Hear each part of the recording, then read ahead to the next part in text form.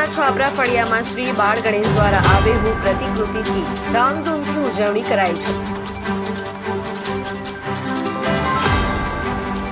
ચીખલીના મજી ગામે મહાકાલેશ્વર મંદિરની પ્રતિમાએ ભારે આકર્ષણ જમાવ્યું।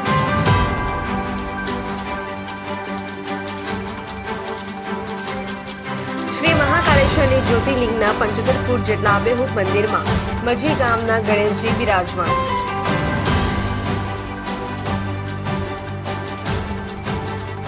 મજી ગામ દ્વારા છેલ્લા 58 વર્ષથી રંગેચંગે ઉજવણી કરાઈ છે।